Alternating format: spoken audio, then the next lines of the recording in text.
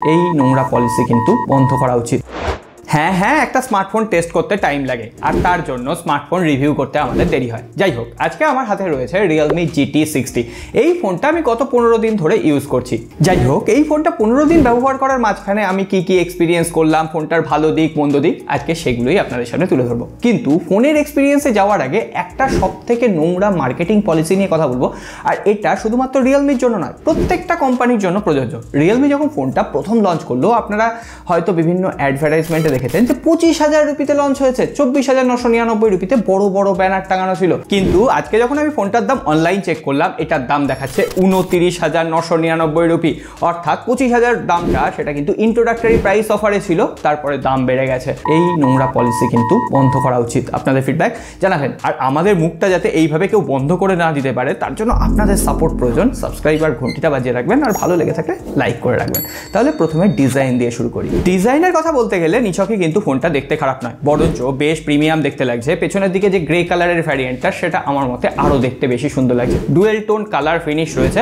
পেছনের ব্যাক প্যানেলে কিন্তু পলিকার্বনেট রয়েছে, আর হাতের ফিঙ্গারপ্রিন্ট কিন্তু যথেষ্ট পড়ছে, কারণ এর ব্যাক প্যানেলটা কিন্তু যথেষ্ট গ্লসি। আর যে ফ্রেমটা, সেটাও কিন্তু পলিকার্বনেট দেওয়া রয়েছে। তবে উপরে যে ক্যামেরা হাউজিংটা করা হয়েছে, সেখানে দু একটা স্ক্র্যাচ চলে এসছে, তো অবশ্যই আপনাকে কভার লাগিয়ে ইউজ করতে হবে। তবে রিয়েলমি যে কভারটা দিয়েছে, যথেষ্ট প্রিমিয়াম কোয়ালিটির cover.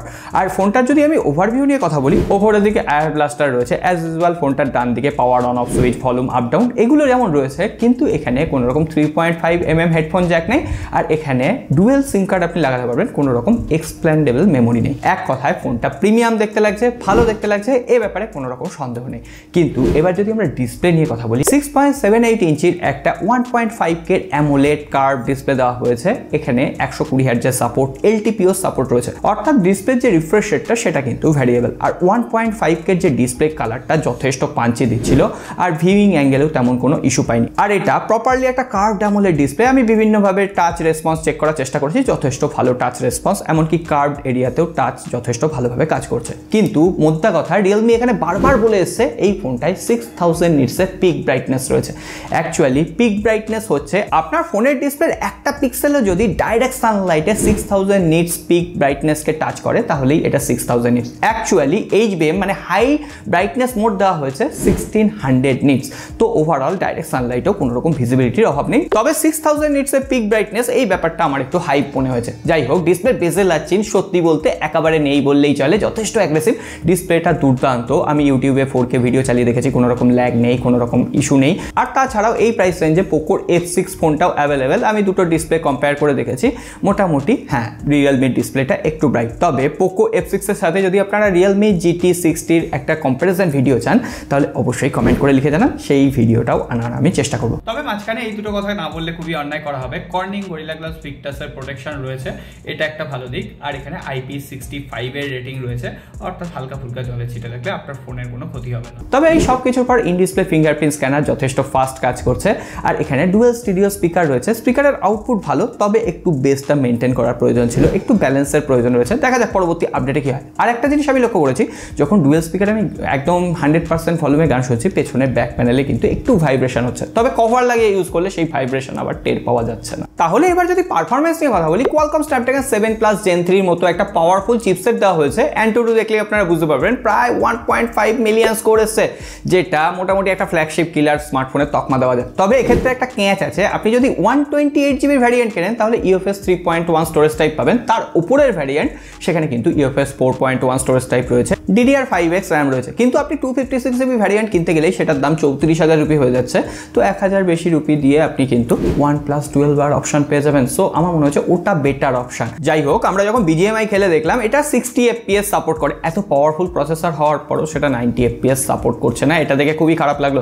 Infinix GT20 Pro 22,000 RAM, সেটাকে 120 FPS বা 90 FPS এ সাপোর্ট করে। সো আপনি যদি গেমিং স্মার্টফোন কিনতে চান, তাহলে সেক্ষেত্রে কিন্তু আপনার জন্য অন্য অপশান থাকছে। তবে হ্যাঁ, নর্মাল ভালোভাবেই গেমিং করা যাচ্ছে, আর অনেকক্ষণ গেমিং করলেও এটা মাথা গরম করে ফেলে না। তবে একটা জিনিসে আপনার মাথা গরম হবে, সেটা হচ্ছে সফটওয়্যার অপটিমাইজেশন। আমি বারংবার বলেছি রিয়েলমি যদি সফটওয়্যারকে নিয়ে না ভাবনা চিন্তা করে তাহলে রিয়েলমির কপালে দুঃখ আছে। কিন্তু হ্যাঁ, রিয়েলমি একটু ভাবনা চিন্তা করেছে, হট অ্যাপস হট গেমস এইগুলোকে দেয়নি, কিন্তু রিয়েলমির এখানে যে অ্যাপ স্টোরটা রয়েছে সেটা যথেষ্টভাবে নোটিফিকেশন পাঠাচ্ছে। আপনার আগে কাজ হবে অ্যাপ স্টোরটাকে যে নোটিফিকেশন আসছে সেটাকে ব্লক করা। এছাড়াও এখানে গ্ল্যান্স মোড অটোমেটিক্যালি অ্যাক্টিভেট হয়ে আসে, ওই গ্ল্যান্সটাকে আপনাকে অফ করে নিতে হবে। আর প্রি ইনস্টল যে অ্যাপ্লিকেশনগুলো যতদূর সম্ভব আপনি আনইনস্টল করে দেবেন, আর যেগুলো উল্টোপাল্টা নোটিফিকেশন পাঠাচ্ছে সেগুলোকে আপনি ব্লক করে দিতে পারেন। তাহলে মোটামুটি আপনার সফটওয়্যার এক্সপিরিয়েন্স একটু হলেও বেটার হবে। Out of the box Android 14, Realme UI optimization, এছাড়াও এখানে রিয়েলমি বলেছে 3টে বড় বড় অপারেটিং সিস্টেম আপডেট, 4 বছরের সিকিউরিটি প্যাচ লেভেল আপডেট দেবে। তো এই ব্যাপারটাও যথেষ্ট সেটেল।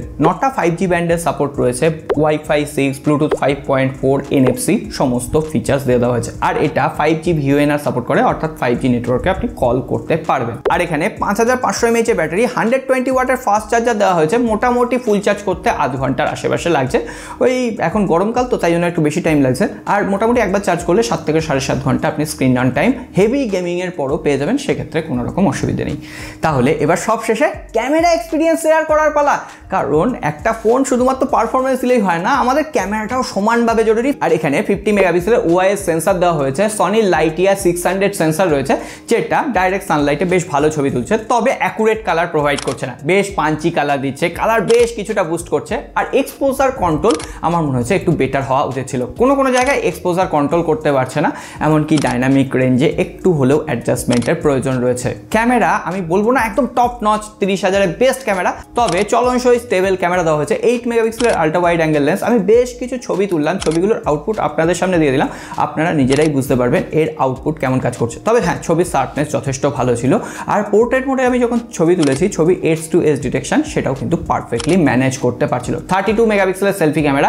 হ্যাঁ, আটা ময়দা একটু কম মাখাচ্ছে এখন রিয়েলমি, একদম স্ক্রিন অ্যালগোরিদমটা ঠিকঠাক দিতে পারছে, তবে একদম 100% পারফেক্ট এখনো হয়নি, কিছুটা স্ক্রিন স্মুথ করছে। তবে ওভারঅল আপনার ছবিগুলো দেখতে ভালো লাগবে। লো লাইটেও আমি বেশ কিছু ছবি তুলেছি, লো লাইটে কিছু জায়গায় নয়েজ আসছে, আবার বেশ কিছু জায়গায় পোর্ট্রেট এফেক্টে কিন্তু ব্লার এফেক্টে একটু প্রবলেম ক্রিয়েট করছে। তো এই প্রাইস পয়েন্টে এটা কখনোই পারফেক্ট ক্যামেরা স্মার্টফোন নয়, তবে চলনসই ক্যামেরা। আর এখানে 4K 60 FPS আপনি ব্যাক ক্যামেরা দিয়ে, ফ্রন্ট ক্যামেরা দিয়ে আপনি 4K 30 FPS ভিডিও শুট করতে পারবেন। এই ব্যাপারটা একটু হলেও স্বস্তি দেবে। তাহলে এবার সবশেষে কনক্লুশন পার্টে আসার পালা। রিয়েলমি GT60 যে দামে পাওয়া যায় সেই দামের পাশাপাশি কিন্তু পোকো F6 ফোনটাও অ্যাভেলেবেল, বরঞ্চ দাম হয়তো একটু কম। এই দুটো ফোনের যদি কম্পারিজন চান তাহলে অবশ্যই কমেন্ট বক্সে লিখে জানাতে পারেন। আমি বলবো রিয়েলমি যে প্রথম দামটা ইন্ট্রোডাক্টরি প্রাইস 25,000 রেখেছিল না, এই 25,000-এর দামে এই ফোনটা কিলার একটা ফোন হতো। কিন্তু সেক্ষেত্রে যদি এই ফোনটা 30,000 রুপি নিতে হয় তাহলে এই প্রাইসের আশেপাশে OnePlus 11R অনেক কম দামে অপশান রয়েছে। আর যদি আপনি এর আপার ভ্যারিয়েন্ট নিতে চান ওই UFS 4.0 চক্করে, তাহলে সেক্ষেত্রে OnePlus 12R আপনার এটার থেকে বেটার অপশান হতে পারে। ওভারঅল এবার আপনাদের চয়েস। আর আপনি যদি একদম পারফেক্টলি ক্যামেরা স্মার্টফোন কিনতে চান তাহলে সেক্ষেত্রে Samsung Galaxy S23 fan addition offer পিরিয়ডে 32,000 রুপিতে পাওয়া যায়, সেই ফোনটাও আপনারা একবার দেখে নিতে পারেন। যতগুলো অপশান অ্যাভেলেবেল ছিল আমি সমস্তটা বললাম, তবে একটা অপশান কিন্তু এখনই অ্যাভেলেবেল, সেটা হচ্ছে সাবস্ক্রাইব বাটনটা প্রেস করে রাখবেন, কারণ এই ধরনের ভিডিও আর কেউ আনবে না। সকলে ভালো থাকবেন, দেখা হবে আগামী পর্বে।